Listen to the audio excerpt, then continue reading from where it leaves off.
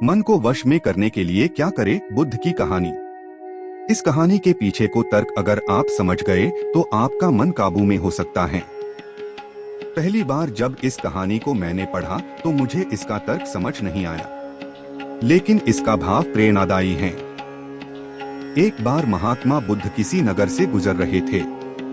बुद्ध की नजर एक कपड़े के व्यापारी पर पड़ी जो दुखी और हताश दिखाई दे रहा था। बुद्ध चलकर उनके पास गए और पूछा कि तुम इतने उदास क्यों हो? अगर तुम मुझे अपनी चिंता का विषय बताओ तो मैं तुम्हारी कुछ मदद कर सकता हूँ। कपड़े के व्यापारी ने बुद्ध को प्रणाम किया और उनको अंदर बुलाया। उस व्यापारी ने कहा कि जब से मेरी पत्नी की मृत्यु हुई है तब से मेरे घर पर मेरे छोटे बेटे की देखभाल वाला कोई नहीं है, इसलिए मैं हमेशा इसको अपनी दुकान पर लेकर आ जाता हूँ।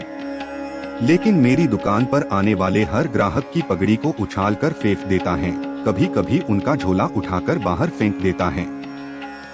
मैंने इसको बहुत समझाया, डांटा, लेकिन यह नहीं समझा।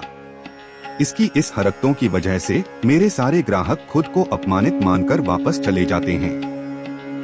बुद्ध बोले, मैं तुम्हारी सहायता कर सकता हूँ, पर तुम मुख्य वचन दो कि मैं जो भी करूँगा तुम उसमें दखलंदाजी नहीं करोगे, ना ही कोई प्रश्न करोगे। व्यापारी बुद्ध को वचन दे देता है।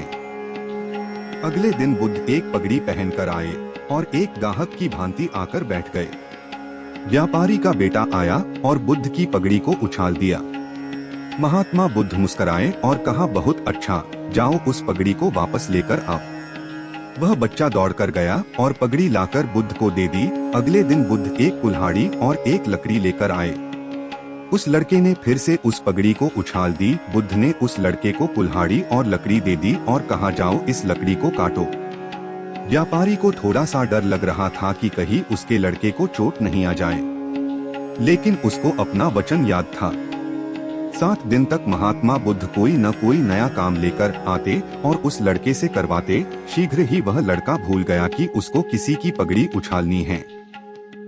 व्यापारी बहुत खुश हुआ और बुद्ध को धन्यवाद दिया। मुझे पता है कि इस कहानी का और मन के वश को कोई विशेष संबंध नहीं है, लेकिन पहले आप इस तर्क को समझ लीजिए। अगर हम अपने मन को अपने हिसाब से काम नहीं करवाएंगे तो मन अपने हिसाब से काम करेगा। मन वश में हो सकता है यदि मन को हम अपने अनुसार चलाएं। मन 2 तरीकों से, एक, मन अपने हिसाब से काम कर सकता है, या 2, मन को हम अपने हिसाब से काम करवा सकते हैं। बुद्ध से मिलने से पहले उस लड़के का मन और दिमाग अपने हिसाब अनियंत्रित रूप से काम कर रहा था, लेकिन बुद्ध ने उस लड़के को अपने अनुसार काम करवाए, जिससे उसकी आदत ही बदल गई।